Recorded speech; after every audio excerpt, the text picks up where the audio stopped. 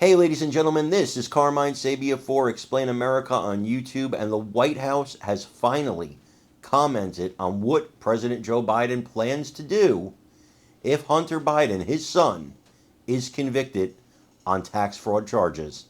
Before we get started, please remember to like, comment, share, and subscribe. Those little things, of course, really help us out, and they help our channel continue to grow.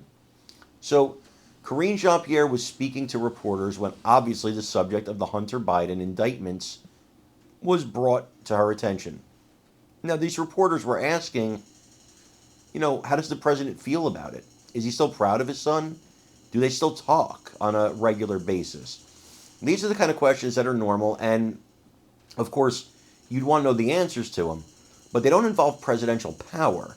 They don't involve what President Joe Biden could do to actually assist his son should push come to shove and he be convicted of these charges.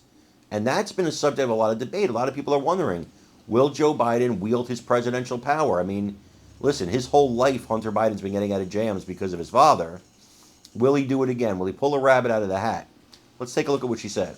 I have two questions on the Hunter Biden case. Any reaction to the to what we saw last night, new charges, and then I have a follow-up. Sure. Look, the president has said this before, and he will continue to say, which is that he loves his son and supports him as he continues to rebuild his life. I'm going to be really careful and not comment on this and refer you to Department of Justice or my colleagues at the White House Counsel, but that's what I'm not going to go beyond telling you all what the president has said over and over again. He's proud of his son, and he is him building his life back up. I know he wants charges directly, but can you speak at least to the emotional toll the charges are having on the president? I'm just not going to comment beyond what I just shared. Are they speaking to each other? I'm not going to, and we've been pretty consistent on this. I'm not going to comment on private conversation that the president has with his family members. One more on this, only because you've said it before. I just want to re-up in light of these new charges. You've said before that the president would not pardon his son. Is that still the case? Nothing has changed. That is still the case. So she's saying right now that he won't pardon him, but here's my thoughts on this. Couple of things.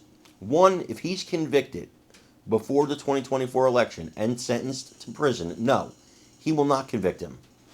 He will not pardon him before the 2024 election. However, if he were to lose the 2024 election to President Donald Trump, or former President Donald Trump, I do believe at that time, before he left office, he would absolutely pardon his son. He has nothing to gain by not doing it. And I think if he wins the 2024 election, one of his first things would be to pardon his son, because there's nothing you can do about it now. You can't unelect him.